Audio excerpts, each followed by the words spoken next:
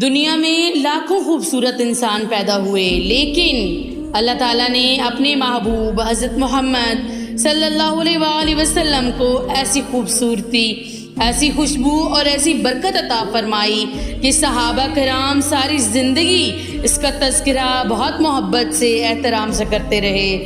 آئیے آج ہم صحیح احادیث کی روشنی میں بڑے احترام، بڑے محبت کے ساتھ نبی پاک صلی اللہ علیہ وآلہ وسلم کی جسمانی خصوصیات اور جسم اطہر کے چند حیرت انگیز معجزات جانتے ہیں۔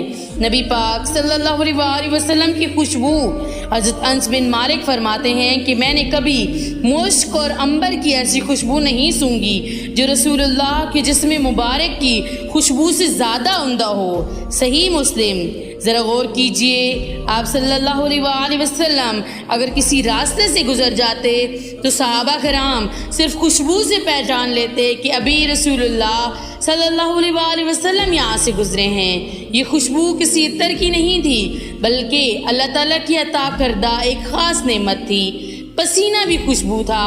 حضرت ام سلیم نبی پاک صلی اللہ علیہ وآلہ وسلم کا پسینہ شیشی میں جمع کر لیا کرتی تھیں۔ جب آپ صلی اللہ علیہ وآلہ وسلم نے پوچھا کہ یہ کیا کر رہی ہو تو انہوں نے عرض کیا، یا رسول اللہ، ہم آپ کے پسینے کو خوشبو میں ملا لیتے ہیں کیونکہ یہ سب سے بہترین خوشبو ہے۔ صحیح مسلم۔ سوچئے، جس پسینے کو لوگ عام طور پر ناپسند کرتے ہیں، اللہ تعالیٰ نے اپنے محبوب کے پسینے کو خوشبو بنا دیا۔ نبی پاک صلی اللہ علیہ وآلہ وسلم کے مبارک ہاتھ حضرت انس بن مالک رضی اللہ تعالیٰ عنہ فرماتے ہیں کہ میں نے کبھی ریشم یا مخمل کو کبھی رسول اللہ صلی اللہ علیہ وآلہ وسلم کے ہاتھوں سے زیادہ نرم نہیں پایا۔ صحیح بخاری، صحیح مسلم۔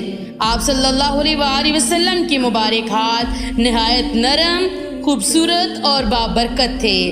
جسم مبارک سے برکت۔ صحابہ کرام رضی اللہ تعالیٰ عنہم نبی پاک صلی اللہ علیہ وآلہ وسلم کے وضو کا بچا ہوا پانی حاصل کرنے کی کوشش کرتے تھے۔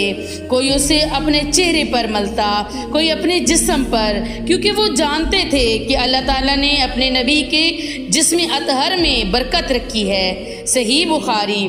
جسم مبارک کا معجزہ، انگلیوں سے پانی بہنا۔ ایک سفر میں پانی ختم ہو گیا، رسول اللہ صلی اللہ علیہ وآلہ وسلم نے اپنا مبارک ہاتھ ایک برتن میں ڈالا۔